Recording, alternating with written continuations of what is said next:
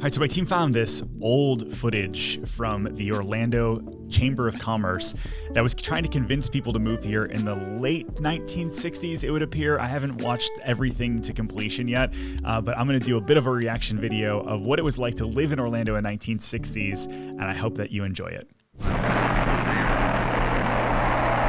I couldn't imagine living in Orlando, seeing the Rockets for the first time in the late 60s.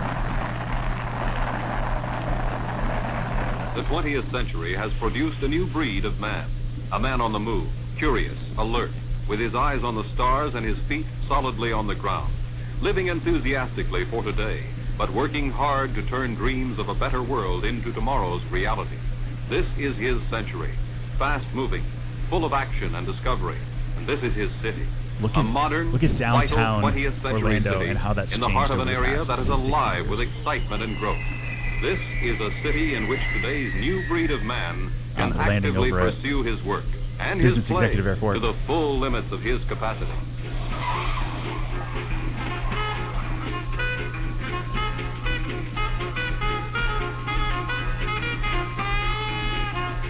This is Orlando, Florida, the city beautiful in Orange County, action center of one of the fastest growing states in the Union.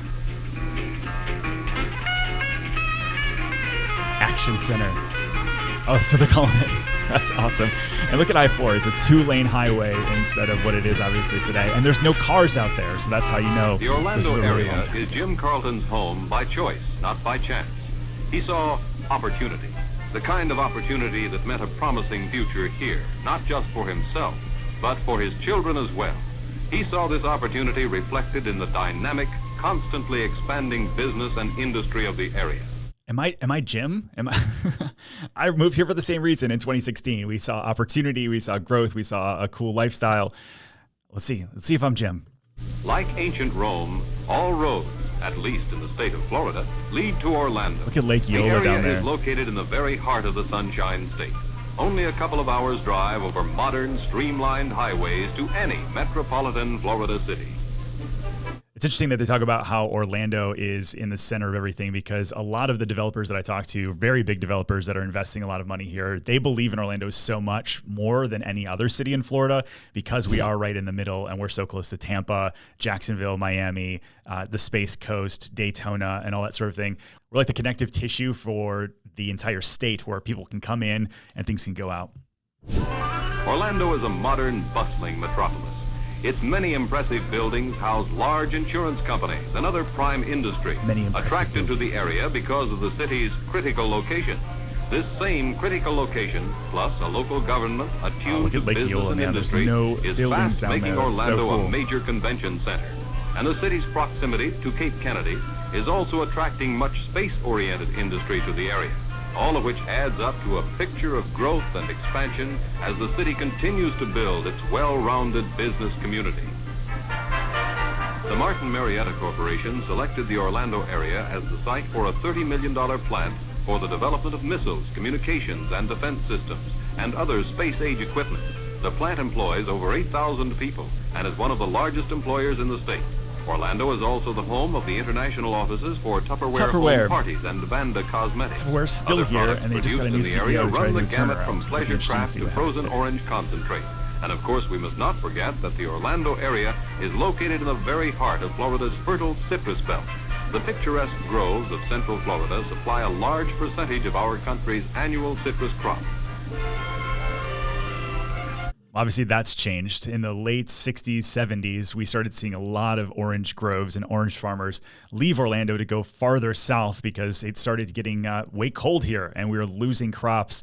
There was like a deep freeze that happened that caused a lot of orange crops to get lost. And so these guys hightailed it out of Orlando, but still got Orange County, and a lot of the oldest semblances of our packing district are all from the orange and citrus industry. It's very interesting to see these like old clips. Walt Disney, a man of unique vision, saw the unlimited potential of Central Florida and set into motion plans for a new Disney World here. See the perimeter canal going in. This is really cool. Bulldozers and land taming equipment have carved out a 43 square mile parcel of raw land. The site of an experimental city of the future and an all-new amusement theme park destined to outshine the original Disneyland. Working typical Disney magic, 30,000 the new park will new join the jobs? many other Central Florida.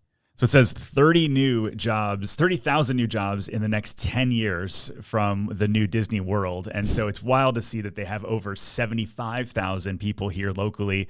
And then you've got SeaWorld and Universal and all of the other things. There's something like 180,000 jobs that support all of the different theme park industries. And that's directly, not including all of the other ancillary jobs that are because we have such a huge, bustling city. Like, I don't know at the time they realized how huge of an impact Disney World was going to have, but maybe because of this video, they did. The Orlando area boasts 2 fine junior colleges, and the new Florida Technological University, just 11. It's interesting, if you didn't know, the Orlando Junior College used to be a segregated school, and it eventually turned into Lake Highland Prep. They had offers to give them like millions of dollars to integrate. They said no. And then Valencia College came along, and a bunch of other colleges kind of created more demand and ended up basically forcing them to close the school and then turn it into Lake Highland Prep, which obviously still exists today. Orlando's modern library is more than just an architectural conversation. It's always looked like that, the Orlando It is one of the best library. equipped libraries in the Crazy. country, with comprehensive collections Unchanged fulfilling right now. both the educational and the recreational reading needs of the entire community.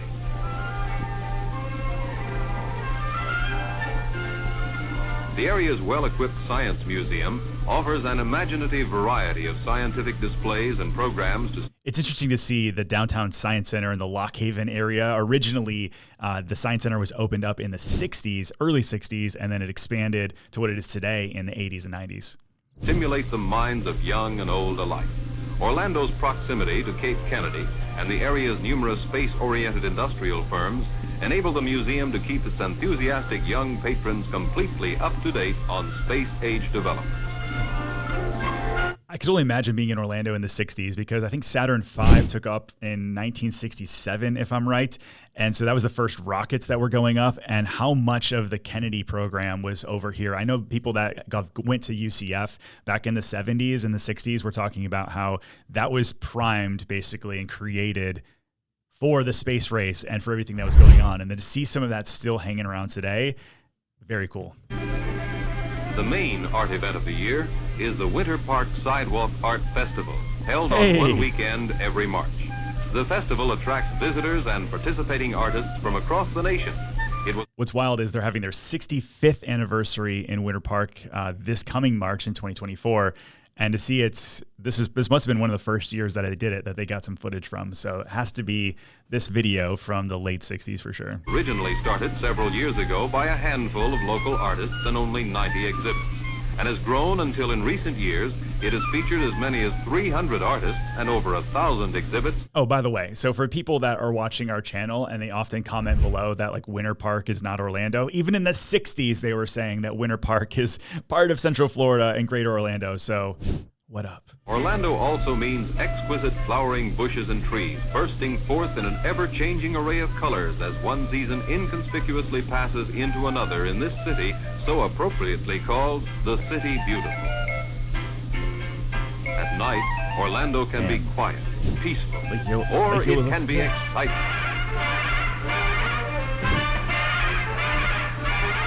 Looking for a special night on the town? In search of good food or good entertainment? The Plaza. The city's nightlife offers something for everyone.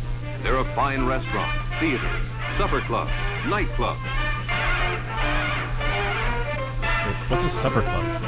The thrill. What's a supper club? I gotta look this up. Do we have those still? A supper club is a traditional dining establishment, also function as a social club. The term may describe different establishments depending on the region, but in general, supper clubs present themselves as a high-class image and pricing is affordable to all. Supper club. We should bring those back. The 70-piece Florida Symphony Orchestra, the only all-professional symphony in the state, makes its home in Orlando. They had to have been over at Bob Carr Theater, which was built in the 20s, and now I'm sure they're over at Steinway Hall, over at Dr. Phillips Performing Arts Center, but very cool to see how much arts was going on even in the 60s here. Of course, being an ardent sports fan, Jim is happy that his adopted hometown is also the home of the nationally televised Tangerine Bowl football game. And both he and his son appreciate the season of spills and thrills provided by Orlando's own professional football team, the Panthers. The Orlando Panthers were actually here in 1966, but then unfortunately went away in 1970. I would love to see professional football back in Orlando. Let me know what you think down below. In the spring, when a young man's fancy lightly turns to thoughts of baseball, Jim and his son eagerly follow the activities of the Minnesota Twins, who make their spring training headquarters in Orlando. And they are both loyal boosters of the community's own baseball team, the Orlando Twins. When we first moved here, the Atlanta Braves would still play at the Wide World of Sports over at Disney, and they did spring training there, and the Tigers were down in Lakeland. It was just a really cool kind of, for somebody that's from the Midwest and from so many of you that are from around the country, to be able to see your MLB team right in your backyard in Orlando. There's not as much of that happening here in Central Florida anymore. So much of it's gone down to Fort Myers and beyond, but it's definitely cool because I know that the Tampa Bay Rays this year, 2023 season, played at Wide World of Sports because their original place they used to play apparently got flooded out. Jim is so proud of his adopted community and all that it has to offer that he helps to tell the world about it as a member of the Orlando area's very active Chamber of Commerce, an aggressive organization of dedicated men and women striving to make this a better community in which to live, work, vacation, and retire. Not much has changed there. I think I am Jim, trying to show everybody around the world how amazing Orlando actually is to live, work, and play. It's very cool to see how really not much has changed other than the fact that there's so many new people here. In the 1960s and 1962, Orlando had a population of just 200,000.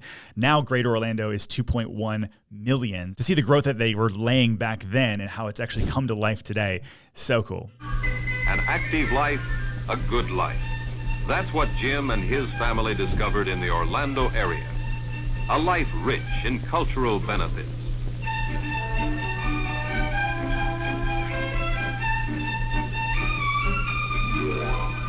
Rich in pleasure.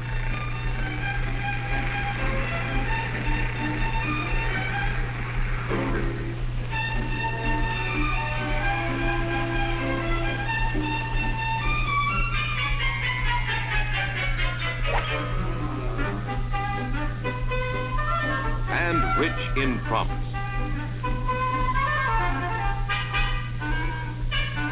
The promise of an exciting, meaningful future as a part of the growth and development of this dynamic young area.